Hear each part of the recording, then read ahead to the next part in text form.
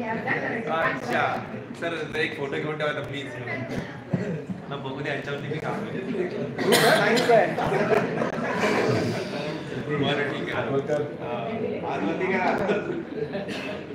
बरं ठीक आहे आता मला हे सांगा 10 लाख रुपयाचं आर्थिक आपण अर्ध केलं 5 लाख रुपये तर जरा श्रीमंतापेक्षा जरा कमी गरीब असतं म्हणजे कमी श्रीमंत असतात ते किती लोक आहेत जरा करा ना 5 लाख रुपये करणारी एक माणूस अजून कोण आहे का 5 लाख रुपये करणारी मोठे साहेब आहेत अजून कोण तुम्ही काय 10 लाख रुपये ओके 5 लाख रुपये 5 लाख वाल्यांचे पण फोटो घे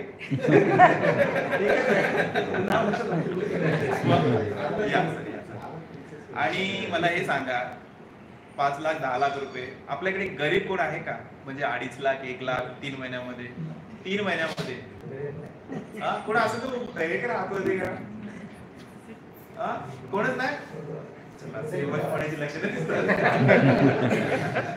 सो रिक्वेस्ट हे आहे कमीत कमी बेंचमार्क आहे 10 लाख रुपये ठेवा आणि 3 महिन्यामध्ये मी तर बघितलं LIC मध्ये महिन्याला 100 पॉलिसी पण काढणारे लोक आहेत शतकवीर वगैरे वगैरे इथे तर 3 महिन्यामध्ये 40 लाख रुपये 40 पॉलिसी करायचे NOP तुम्ही NOP वरती काम करा हे कुठे साहेबांनी वगैरे NOP वरती काम केलेलं आहे ओके आणि असंच त्यांनी मटेरियल यूज केलं रिन्युअल पॉलिसीज क्लेम्स हे ते लोक एकाची पॉलिसी घेतली का त्याच्याकडनं 2-3 रेफरन्स असं करून काम डिझाईन केलं पण आर्मी किती आहे लाखांमध्ये आणि फ्युचर काय आहे रिन्युअल कमिशनच्या स्वरूपामध्ये समजला ना तुम्ही विचार करा ना 1-2 वर्षांमध्ये हे मी तुमच्या पॉईंटने बोलतोय तुम्ही जर 1-2 वर्षांमध्ये तुमचं जर एक चांगला AOP तयार झाला ना जर म्युच्युअल फंडचे लोक करतात ब्युटी होऊन जाईल लाईफ मध्ये आज 2 लाख रुपये फक्त रिन्युअल कमिशन तुम्हाला 30,000 रुपये म्हणजे 1000 रुपये पर डे देऊन जातं 2 लाख रुपये बोलतो तुम्हाला आणि असे जर 10 लाख रुपये झाले तर काय होणार आज कुठे साहेब उगाच नाही बोलत नाही या सगळ्या गोष्टी तर ही एक कॉन्टेस्ट होती जसं अॅन्युअल कॉन्टेस्ट किंवा ही कॉन्टेस्ट आपण पुन्हा एकदा ह्या कॉन्टेस्ट वरती पर्सनली पण बोलत राहू किंवा जे आपले MIS किंवा काम कसं करायचं आहे कुठे चुका होतात कुठे चुका दुरुस्त करता येतील आज हॉस्पिटलमध्ये जसं आपण गेलो एंट्री केली हे डॉक्टर पण पहिल्या आपल्याला विचारतात काय आहे का पॉलिसी आहे का ते नंबर ऑफ इन्शुरन्स कंपनी दिसतात लक्षात ऍडव्हर्टायझिंग खूप होते सर्व पद्धतीने अवेअरनेस आलेला आहे आता फक्त एवढे इम्पॉर्टंट आहे की आपण कसे काम करणार आहोत आपण जर पॉझिटिव्हली प्रॉपरली काम केलं ना मेन गोष्ट म्हणजे आहे ना तुमची प्रॉस्पेक्ट प्रॉपरली तयार करा प्रॉस्पेक्ट वरती काम करा कारण आपलं कामच ते इम्पॉर्टंट आहे सगळ्यात इम्पॉर्टंट काम काय आहे आपली प्रॉस्पेक्ट लिस्ट वाढत जाणं वेगवेगळ्या लोकांशी संवाद साधणं वेगवेगळ्या लोकांची कामं करणं जेवढे लिस्ट वाढत जाईल ना ऑटोमॅटिकली कन्वर्जन होऊन जाईल आणि मोठे मोठे टार्गेट नका ठेवू ऑलवेज छोटे छोटे टास्क ठेवा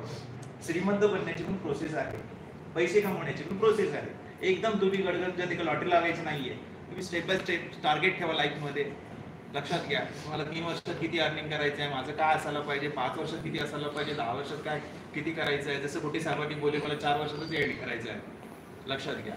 आता हे पॉसिबल झालंय की तुम्ही कमी टायमिंग मध्ये खूप जास्त रिझल्ट डेव्हलप करू शकता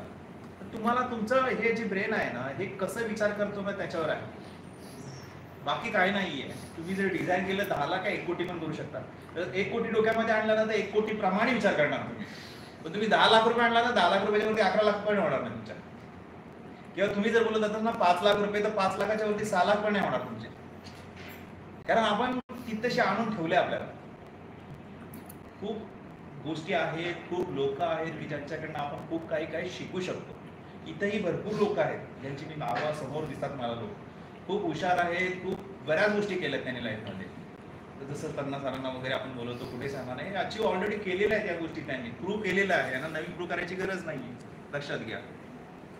ठीक आहे तरी हा 2 कॉन्टेस्ट होत्या सर तुमची स्टोरी आता सांगा लक्ष असतं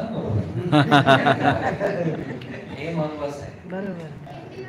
हिंदी में स्टोरी सुनाएंगे अभी हम हिंदी में सुनेंगे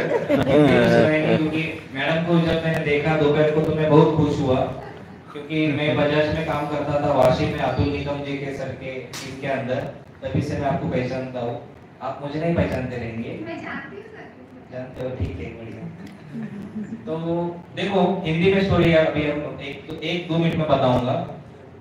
कि एक सरदार होता है सरदार वो सरदार है ना सरदार